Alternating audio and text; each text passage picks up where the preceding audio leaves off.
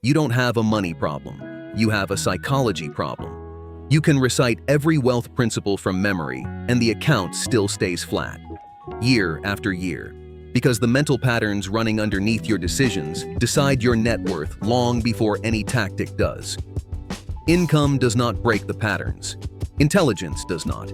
Opportunity does not. The patterns absorb whatever you earn and route it back to broke.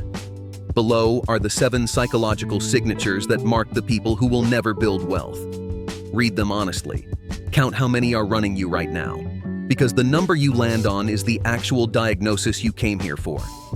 The psychology that keeps people broke is a fixed set of mental patterns that prioritize emotional comfort over financial mechanics. Income passes through. The patterns absorb it. The compounding never starts. That is the entire game. The patterns are not new. They are not subtle. They are running on most of the people you know. They are likely running on you. Here they are. Signature number 1. You treat money as moral instead of mechanical. You believe rich people are different, greedy, lucky, compromised. You catch yourself thinking the universe rewards good people, and the money will arrive when you finally deserve it. You judge people with wealth quietly, even when you say you want to be them. You scroll past the successful entrepreneur and feel something tighten in your chest. You tell yourself it is principles. It is not. It is protection. As long as you can frame money as something morally suspect, you never have to explain why you do not have it. The morality is a story that hides the mechanics.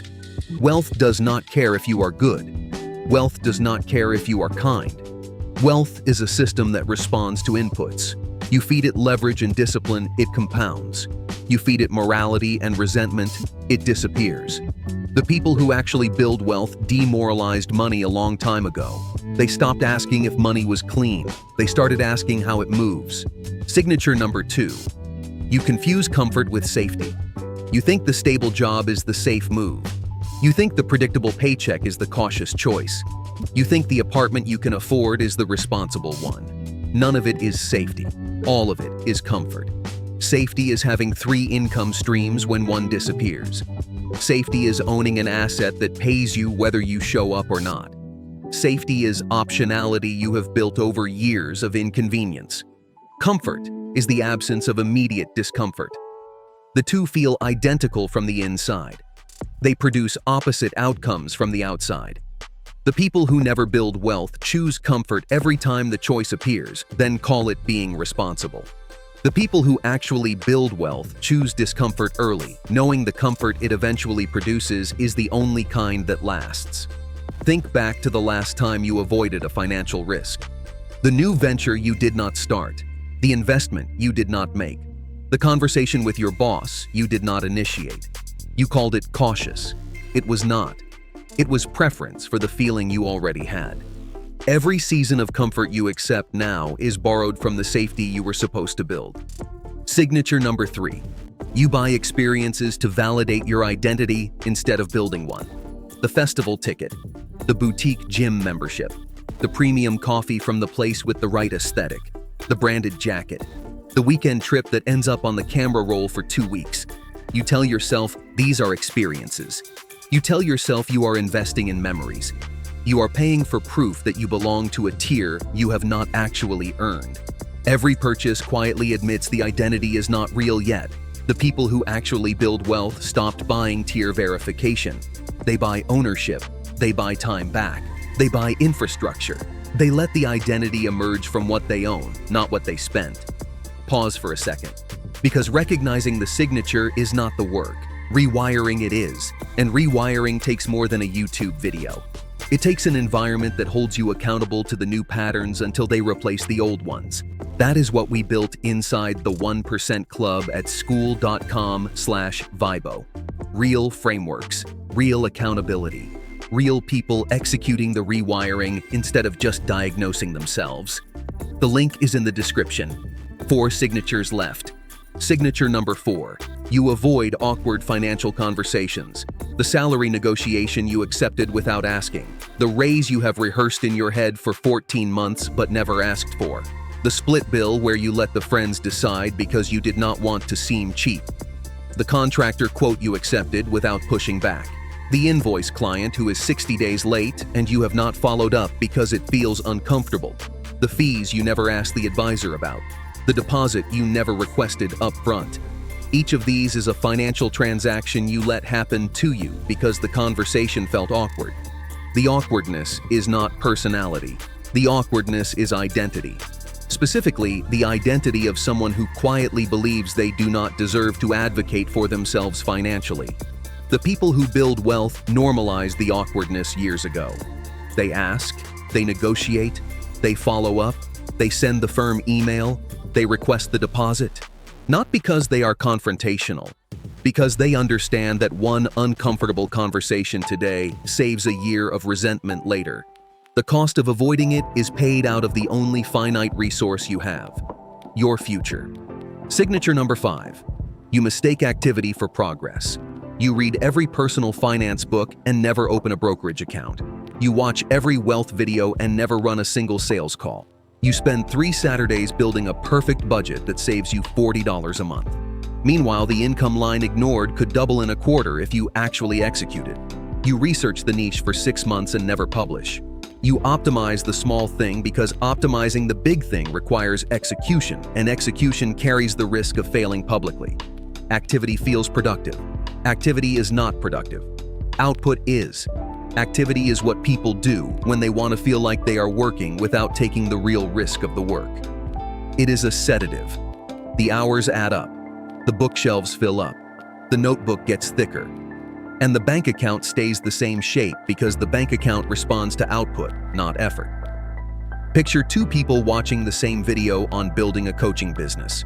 One closes the laptop and signs up the first client by Friday at half price just to start the loop. The other downloads the workbook, joins 3 more communities, watches 40 more videos. 6 months later, they are in the same place with better notes and the same income. Same input, different output. Different decade. The people who actually build wealth figured this out painfully early. They publish ugly. They launch broken. They send the proposal half ready. They post the content nobody asked for. They take the action that activity addicts spend 10 years preparing for. Every hour you spend optimizing the wrong line is an hour borrowed from the line that would actually change your life. You do not need more information. You need to execute on the information you already have. And you already have enough. Stop and count, right now. Of the 5 signatures so far, how many are running underneath your last 12 months? 1, 3, all 5? This is the part most people skip past. They watch the video. They nod at the signatures. They tell themselves they will think about it. And next week, the same patterns are still running. Because diagnosis without rewiring is just entertainment for your psychology. The signatures do not stop because you see them. They stop because you replace them with harder patterns, with better defaults, with identity instructions that override the old ones. 2 signatures left. They are the heaviest of the 7. Signature number 6. You time discount your future self into a stranger. The version of you in 5 years. The version of you at 65. The version of you who has to pay off the debt you are racking up this week. The version of you who has to retire on whatever you are saving right now. The version of you who lives inside the body you fed today. That person does not feel real to you. They feel like a problem you can hand off to someone else, so you let today's version make every financial decision while next decade's version pays the bill. This is the quiet betrayal that destroys more wealth than any market crash ever has. Not because the math is hard, because the imagination is broken. You cannot feel the person you are not yet. So you spend their money, you skip their workouts, you delay their savings, you make them inherit the consequences of your present tense comfort. The people who actually build wealth made their future self their most important client. They write to that person. They negotiate on behalf of that person. They refuse to spend that person's money. Every dollar that leaves their hand gets 2 votes. The version of them today and the version of them 10 years from now. And when the 2 disagree, the future self wins. Because the future self is the one who has to live with the result. The present self just had to feel something for a minute. Signature number 7. The foundation underneath every other signature. You treat money as something that happens to you instead of something built by you. The paycheck arrives. The bill arrives.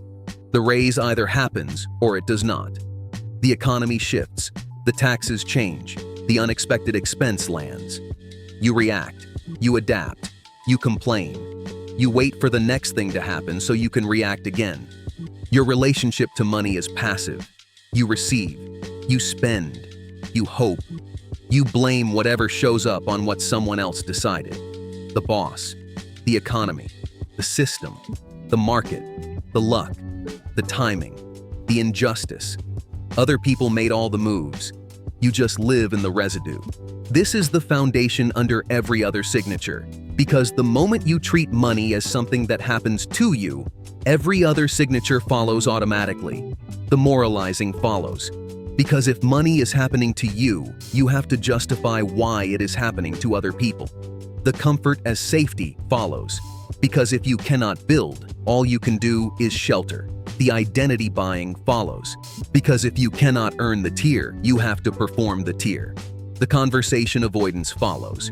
Because asking for more implies you have agency, and agency is exactly what you have given up. The activity addiction follows. Because reading and researching feels like preparation for a future you might one day act in. The future self-discounting follows. Because if you do not believe you can build, you also do not believe you can save anyone. The people who actually build wealth flipped the relationship a long time ago. Money does not happen to them. They happen to money. They build the offer. They send the email. They name the price. They open the account. They negotiate the rate. They make the call. They decide the percentage. They make the moves. The world responds. Then they make more moves. The world keeps responding. That is the entire game. And it starts with one decision. You stop being someone money happens to. You start being someone who makes money happen. Now count how many of the 7 are running you right now. Be honest. The number matters more than you think, because the signatures compound. Each one reinforces the others. Each one strengthens the neural pathways that vote against your wealth every time a decision lands in front of you. And the longer they run, the harder they are to interrupt. A person with 1 signature can outgrow it in a season. A person with 3 is rewriting an identity. A person with 5 or more is rebuilding from the foundation up. Most adults who have been reading the wrong books for 20 years have all 7, in some form, on most days. The patterns are not weaknesses, they are operating systems. They run quietly underneath every decision, every dollar, every conversation. They never announce themselves, they just produce the result. Year after year, the empty account, the unfinished business, the unsigned offer, the unmade ask. The same conversations with the same people earning the same income, wondering why nothing changes. The cost of leaving them on default is not financial. It is identity. By the time you are 50, the version of you who tolerated these signatures for 30 years has become the version of you. There is no clean version waiting underneath.